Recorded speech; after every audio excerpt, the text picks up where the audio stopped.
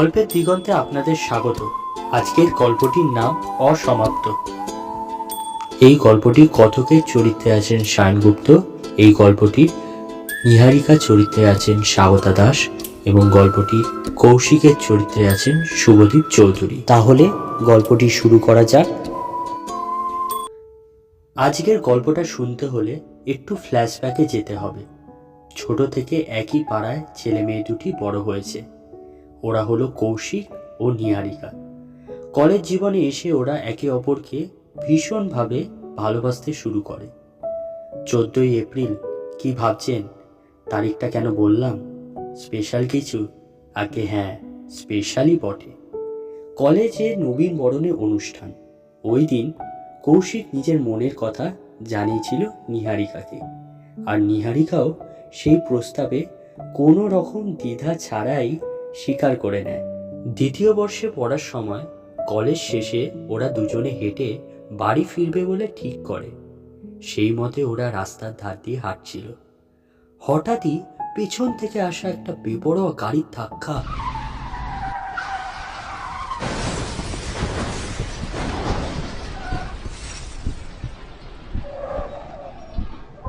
বেশ কিছু দূর ছিটকে পড়ে কৌশিক। শেষ রক্ষা আর হয়নি। ছেলেটা নেই প্রায় আজ 3 বছর হয়ে গেল। আজকে 1 সেপ্টেম্বর, কৌশিকের জন্মদিন।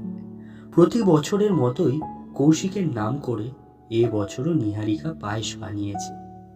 ফুরফুরে হাওয়ায় একাকী সময় কাটাতে নিহারিকা যখন গঙ্গার পাড়ে হেঁটে যাচ্ছে, রাস্তা দিয়ে হেঁটে যাওয়ার সময় হঠাৎই নিহারিকা কৌশিকের উপস্থিতি টের পায়।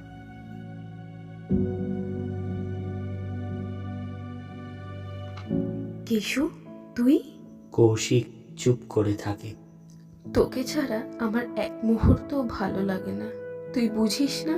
আরে, আমি তো তোর পাশেই আছি সর্বক্ষণ, তাতেও এত চিন্তা? চিন্তাময়ী রমণী আমার। আচ্ছা কেশু, তোর মনে পড়ে পাড়াতে কাটানো সেই সব দিনগুলোর কথা? মা যখন আমাকে খাওয়াতে বসতো, তখন আমার সাইকেল চালানোর ইচ্ছে হতো। একেবারে উঠলো বাই তো কটক যাই। মনে আছে একটু একটু করে কাকিমা তোকে খাইয়ে দিত, আর তুই আমার বাড়ির জানলাতে এসে আমাকেই ভেঙাতিস। কৌশিক হাসতে থাকে।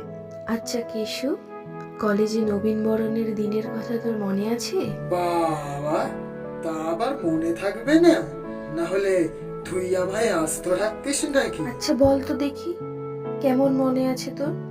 ঘোড়ার ডিম মনে আছে, দেখবি সব ভুলে গেছে। কৌশিক বলতে থাকে। একে তো তোকে পরীর মতো লাগছিল, তার উপর আবার তুই আমার বান্ধবী। সব মিলিয়ে পুরো নার্ভাস হয়ে মুখে কথা আটকে একেবারে যাচ্ছে তাই অবস্থা। ওরা রাস্তার ধার দিয়ে হাঁটতে থাকে। এদিকে বিকেল গড়িয়ে সন্ধে হয়ে যায়। চল সিঁড়িতে নেমে বসি। চল, অনেকক্ষণ চা খাইনি, তাছাড়া মাথাটাও বড্ড ধরেছে আজ। হ্যাঁ রে, সেই মাথার আর দোষ কি বল? তাহলে দুটো চা বলি, ভাঁড়ের চা কতদিন খাইনি। বেশ, বল তবে। ও হ্যাঁ, ভালো কথা, সাথে একটা গোল্ড ফ্লেকও নিস কিন্তু। আবার সিগারেট? আবার মানে? খেলাম কটা? তোর সামনেই তো এই প্রথম একটা ধরাবো। সিগারেট ধরানোর পর ইস, কি বাজে!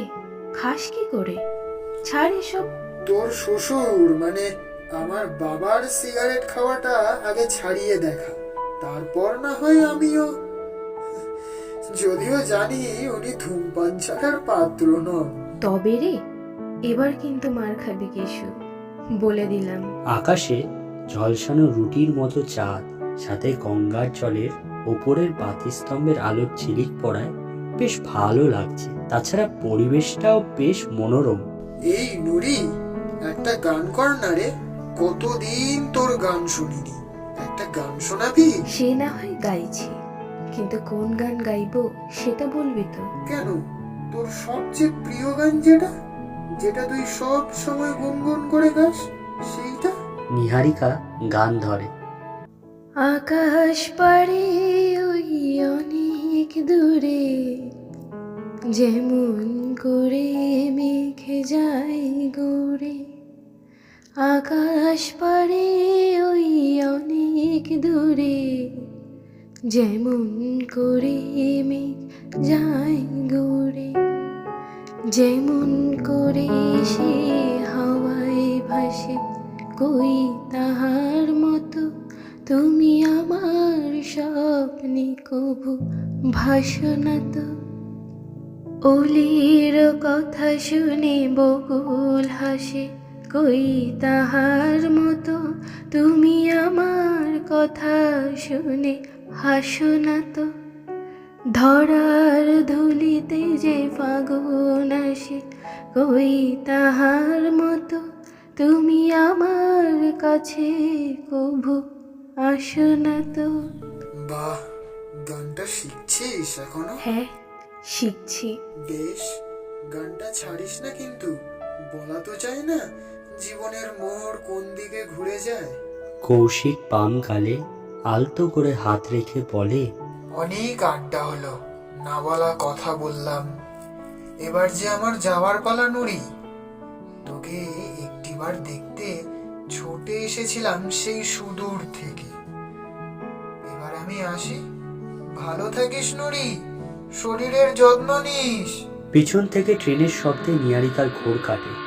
পাশে বসে থাকা কৌশিককে দেখতে না পেয়ে হাঁটুতে মুখ গুজে কাঁদতে থাকে আর বলে, যখন থাকবি না তখন ক্ষণিকের জন্য দেখা দিয়ে আমায় উতলা করলি কেন কেশু?